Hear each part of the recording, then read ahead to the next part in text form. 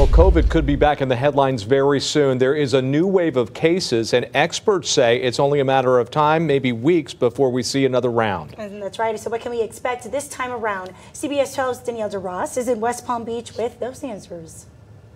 We could see more traffic at testing sites like this one, Gaines Park in West Palm Beach, if more people catch that contagious new variant that is more contagious than Omicron. Mask mandates may be lifted, but it's too soon to let our guard down when it comes to COVID-19. That's because a new subvariant called BA.2 is fueling new outbreaks across the globe, and it could soon start a new wave here. COVID cases are rising again in the United Kingdom, and they're hitting an extreme peak in places like South Korea. I think the most important thing is to be nimble here. If one thing that this virus has taught us over the last 2 years is that it's really important to roll with the punches. Dr. Thomas Unnasch, a health professor at the University of South Florida, says a new wave of infections in the United States could be just a few weeks away. The BA.2 variant is believed to be at least 30% more contagious than the Omicron variant, but it doesn't necessarily bring more severe disease.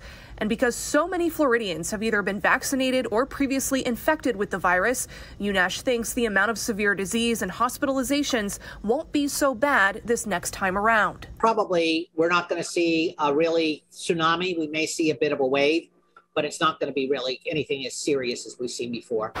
The next wave may already be starting, according to early clues found in our wastewater. The virus can be detected in sewer sheds, providing a warning before people test positive. The CDC collects data from across the country and reports 2 sewer sheds in Florida have had a 1,000% increase in COVID detected over the last 15 days. One in Central Florida and one in Miami-Dade. Well, I think what it means is that we're starting to see this BA.2 variants circulating in our communities, and we're going to start to see case numbers again start to tick up.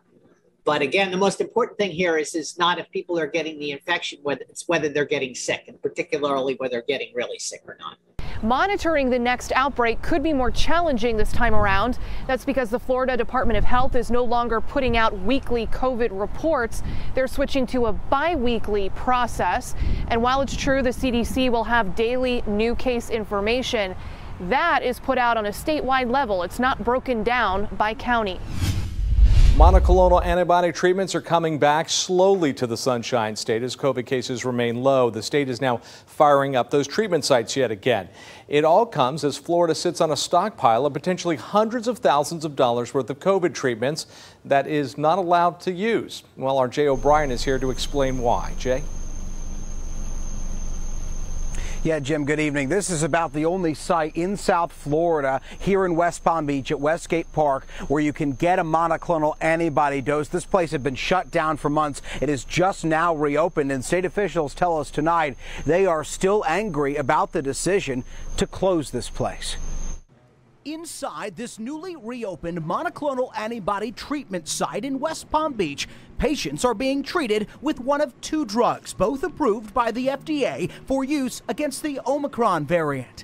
But before this clinic closed down in January, it was giving patients a different monoclonal antibody drug called Regeneron and another made by the company Eli Lilly. The clinic and others across the state suddenly closed when the FDA said those 2 drugs weren't effective against the Omicron variant. We had appointments for thousands of patients. Dr. Kenneth Shepke, deputy director of the Florida Department of Health, says the state has about 50,000 doses of those drugs now sitting on ice, unable to be used. Each dose costs the federal government between $1,000 to $2,000. There were so many more patients that could have benefited from this treatment. Shepke and Governor Ron DeSantis wanted to keep distributing those treatments. This was a rash decision, saying there was anecdotal evidence those drugs did work in Omicron patients, something the White House at the time flatly denied. These treatments, the ones that they are fighting over, that the governor is fighting over, do not work against Omicron, and they have side effects. It was very evident. And Florida infectious disease specialist Dr. Leslie Diaz says she stopped using the treatments because it was clear they didn't work.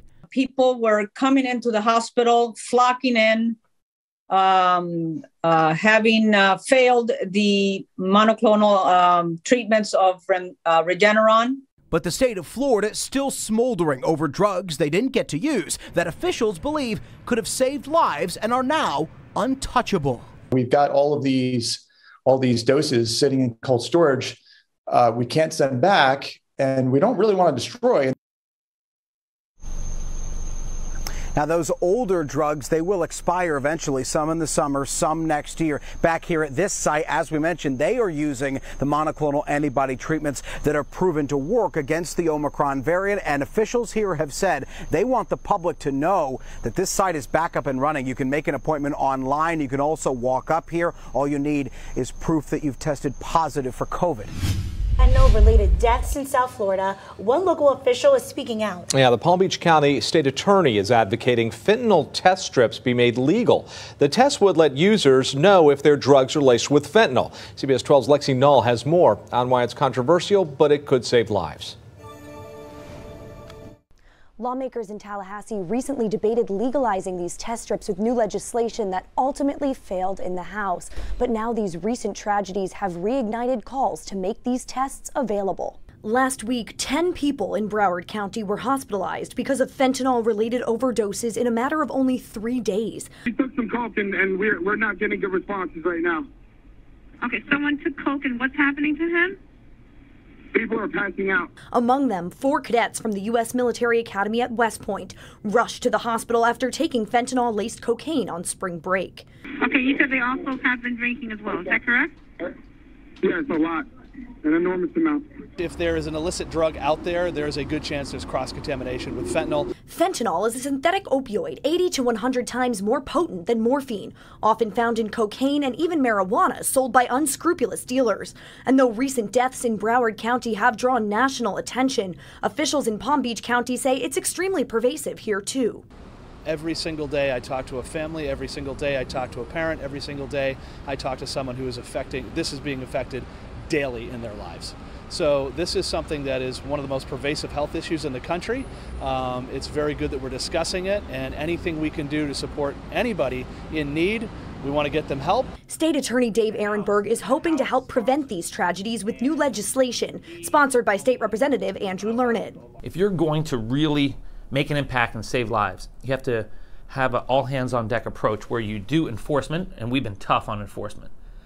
You have to also have prevention. Ehrenberg wants to allow drug users to test for dangerous substances using these relatively inexpensive strips, already available online, but still illegal in many states, including Florida. And the best way to prevent a tragedy from occurring, in my belief, is to let people test to see if fentanyl is in the stuff they're using.